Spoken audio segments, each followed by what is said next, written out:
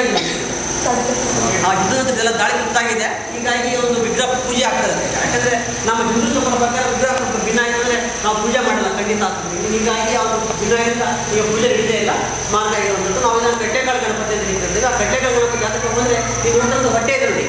ಈ ಹೊಟ್ಟೆ ನಿಮಗೆ ಕಡಲೆಕಾಳು ಹಾಕಿದ್ರೆ ಕಾಣ್ತದೆ ಸರ್. ಹೊಟ್ಟೆ ಆ ಒಂದು ಶೇಪಲ್ಲಿ ಅವ್ರ ಆಕಾರದಲ್ಲಿ ಹೊಟ್ಟೆ ಕಾಣೋದ್ರಿಂದ ನಾವು ಇದನ್ನು ಕಡಲೆಕಾಳು ಗಣಪತಿ ಅಂತೇಳಿ ಕರಿತೇವೆ. ಅದೇ ಒಂದು ಗಣಪತಿ ಬಗ್ಗೆ ಯಾವುದಂತ ಲಿಪಿಯಾಗಲಿ ಸಾಕ್ಷಿಯಲ್ಲಿ ಯಾವುದು ದೊರಕಿಲ್ಲ. ಈ ಥರ ಇರಬಹುದು ಅಂತ ನಮ್ಮ ಸ್ಥಳೀಯ ಊಹೆ. ವಿರೂಪಾಕ್ಷ ನಂತರ ನಮಗೆ ಆ ಲಿಪಿಯಲ್ಲಿ ನಾವು ಇನ್ನೊಂದು ಗಣಪತಿ ನೋಡ್ತೇವೆ, ಸಾಸ್ವೆಗಳ ಗಣಪತಿ ಅಂತೇಳಿ.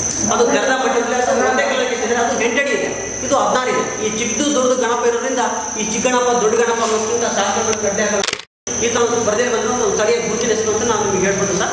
ಇದು 16 ಅಡಿ ಎತ್ತರ ಇದೆ, ಒಂದೇ ಬಂಡಿಲೆ ಕೆತ್ತಿದ್ದಾರೆ. ಅಂದರೆ ಇದು ನಮ್ಮ ಭಾರತ